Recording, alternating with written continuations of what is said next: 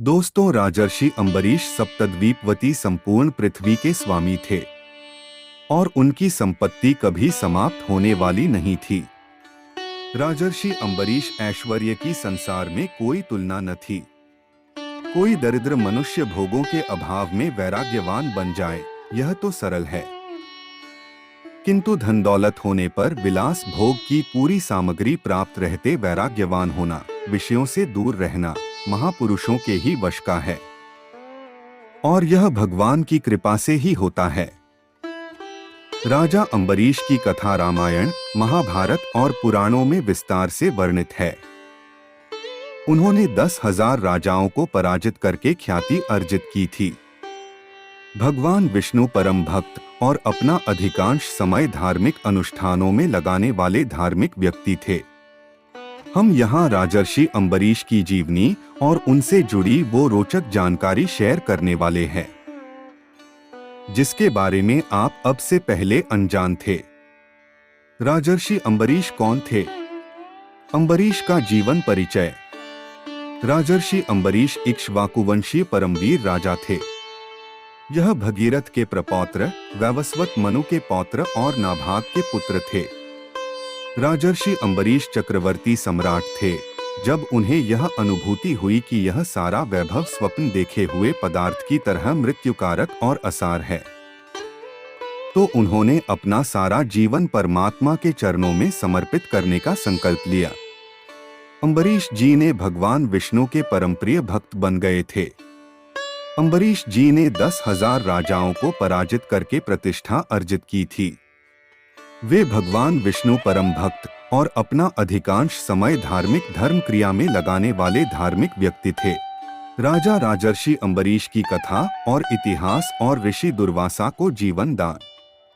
दोस्तों, एक बार की बात है, राजा अंबरीश ने अपनी पत्नी समेत भगवान श्री कृष्ण के प्यार प्राप्त करने के लिए 1 वर्ष की सभी एकादशियों का व्रत रखा था।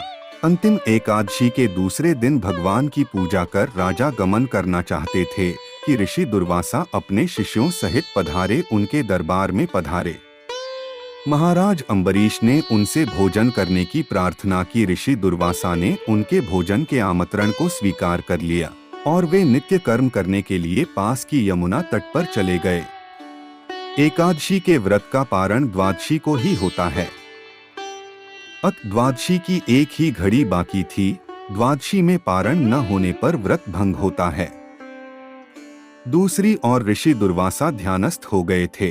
राजा राजर्षि अंबरीश ने वहां उपस्थित ब्राह्मणों से चर्चा कर अतिथि को भोजन कराए बिना भोजन करने के अपराध से बचने का उपाय और व्रत भंग न होने का उपाय पूछा था। ब्राह्मणों की आज्ञानुसार राजा ने गंगा जल से अल्पपान कर लिया और दुर्वासा जी की प्रतीक्षा करने लगे। राजमंदिर में लौटने पर ऋषि दुर्वासा ने अपने तपोबल से यह जान लिया कि राजा राजर्षि अंबरीश ने जल ग्रहण कर लिया है। राजा अंबरीश ने ऋषि दुर्वासा को जब क्रोधित देखा तो वे उनके सामने हाथ जोड़े अपराधी की तरह खड़े हो गए थे। क्रुद्ध ऋषि दुर्वासा ने कहा, धर्म का निरादर करने वाले हैं।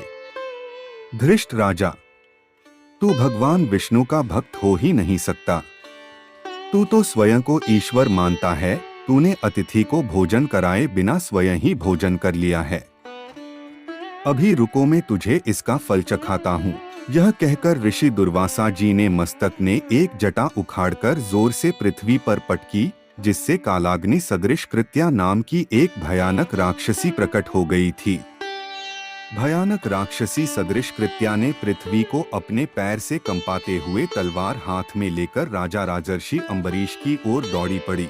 परंतु भगवान विष्णु के परम भगत अंबरीश भगवान भक्ति में अचल होकर वहीं खड़े रहे। भगवान ने अपने भक्त की रक्षा हेतु सुदर्शन चक्र भेजा, जिससे उसी क्षण कृत्या भस्म राक्षसी हो गई थी। अब सुदर्शन चक्र ऋषि दुर्वासा की खबर लेने उनके पीछे पीछे दौड़ा। ऋषि दुर्वासा अपने प्राण बचाने इधर उधर भागे। 10 दिशाओं और 14 भुवनों में उन्हें बचने की कोई जगह नहीं मिली। तब वे अंत में वैकुंठ जाकर वे भगवान विष्णु जी के श्री चरणों में गिर पड़े और बोले, भगवान, मेरा अपराध क्षमा करें। तब भगवान विष्णु जी ने कहा, मैं तो अपने भक्त के अधीन हूँ, मुझे भक्तजन बहुत प्रिय हैं। अब आपकी रक्षा तो भक्त अम्बरीश ही कर सकते हैं। भगवान विष्णु का आदेश पाकर ऋषि दुर्वासा उसी अवस्था में राजा राजर्षि अम्बरीश के पास पहुँचे। किंतु इसी बीच राजा राजर्षि अम्बरीश ने तो भूखे ऋषि दुर्वासा के जाने पर उसी क्षण अन्न त्याग दिया था। वे जल पीकर रहने लगे थे। अम्बरीश जी के पास आते आते ऋषि दुर्वासा को 1 वर्ष लग गया था। तब तक राजर्षि अम्बरीश ने निराहार व्रत का पालन किया था। ऐसे महान थे राजा राजर्षि अम्बरीश। ऋषि दुर्वासा ने राजा राजर्षि अम्बरीश के चरण पकड़ लिए। तब राजा राजर्षि अम्बरीश ने सुदर्शन की स्तुति करते हुए कहा, मेरे मन में ऋषि दुर्वासा जी के प्रति तनिक भी द्वेष नहीं है।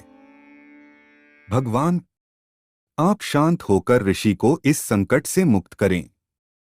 सुदर्शन चक्र शांत हो गया। राजा अम्बरीश ने ऋषि दुर्वासा को प्रेमपूर्वक भोजन कराया और स्वयं भी 1 वर्ष बाद भोजन ग्रहण किया था। दुर्वासा जी के जाने के बाद उनके भोजन से बचे हुए अत्यंत पवित्र अन्न को राजा ने सपरिवार ग्रहण किया। कुछ वर्ष बीतने पर राजा अम्बरीश ने अपने ही समान भक्त पुत्रों पर राज्य का भार छोड़ दिया और स्वयं वन में चले गए। वे बड़ी धीरता के साथ आत्मस्वरूप भगवान में अपना मन लगाकर गुणों के प्रवाह रूपी संसार से मुक्त हो गए। तो मित्रों, हमने जाना कि धरती के सबसे ऐश्वर्यशाली और भगवान श्री विष्णु के परम भक्त महाराज अम्बरीश के बारे में। वीडियो पसंद आई तो लाइक करो। अगर चैनल पर नए हो तो चैनल को सब्सक्राइब जरूर करिए, क्योंकि हम इसी तरह पौराणिक और आध्यात्मिक वीडियो लाते रहते हैं। धन्यवाद। आपका दिन शुभ हो।